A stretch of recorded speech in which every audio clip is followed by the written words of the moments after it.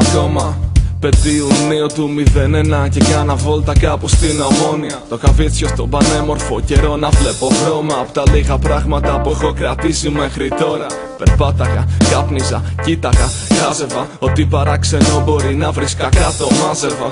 Κι απλά περίμενα σαν μαγνήτης τρελών κάποιο να με προσεγγίσει για κουβέντα κάλλιστα. Γιατί καπνίζεις πιτσιρίκο? Μια μορτική φωνή ακούω κι απ' τ' άγχος μου το τσιγάρο μου σβήνω. Ήμουνα 14, οι δικοί μου δεν ξέραν ότι καπνίζω. Θα με σπάγαν στο ξύλο και θα είχαν και δίκιο. Μην το πετάς επειδή στόπα, πέτα το επειδή γιορτάζω μάγκα. Σήμερα κλείνω 2 χρόνια.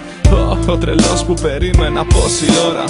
Αν επιτρέπετε τη γιορτάζουμε κιόλας. Δεν θα σου πω, αν θες πραγματικά να μάθεις, πάρε μαζί σου το σκύλο που είχα από εδώ. Περπάτηστε λιγάκι και την κατάλληλη στιγμή θα γαυγίσει το μπασταρδάκι. Το έχει ξανακάνει και φεύγω μετά πολλά, το σκύλο έχω ξεχάσει. Έχω περπατήσει μέχρι το γκάζι, γαυγίζει, γυρνάω φωτεινή επιγραφή πίσω. Παγκόσμια μέρα επιζώντων απ' τον καρκίνο. Ρώτα στο δρόμο, ρώτα στο δρόμο, ρώτα στο δρόμο τα σκυλιά. Ρώτα στο δρόμο, ρώτα στο δρόμο, ρώτα τα δέσποτα σκυλιά.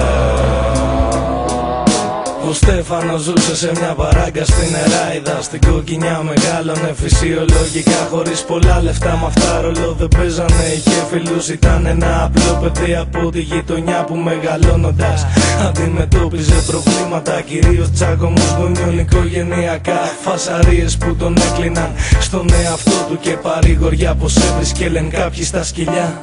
Στα σκυλιά, ναι. Στα 25 του πλέον οι γονείς του χωρισμένοι, μάνα εξαφανισμένη. Ο πατέρας του πεθαίνει και αυτός μένει στην παράγκα δίχως φίλους πλέον μάγκα. Μόνο τα σκυλιά μαζί του μερόνυχτα ήταν πάντα.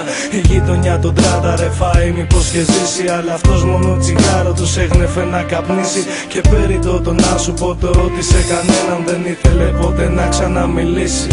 Τότε τα στόματα στη γειτονιά είχαν μόνο την κουβέντα του. Τρελό τον ανεβάζανε, τρελό τον κατεβάζανε. Μα ο Στέφανος με το Θεό έπαιζε τα ρέστα του και τα σκυλιά μαζί του ανέμελα πάντα ρεμβάζαν. Τα χρόνια περάσαν και ο Στέφανος ακόμα υπάρχει. Δεν πείραζε κανέναν αν δεν του πειράζαν το μπαλάκι. Κι όσες αλήθειες ανακάλυψε γράψε πάνω σε πέτρες. Κι αν θέλεις ρώτα τα σκυλιά που είναι κι αντεδέστες. Ρώτα στο δρόμο, ρώτα στο δρόμο, ρώτα στο δρόμο τα σκυλιά.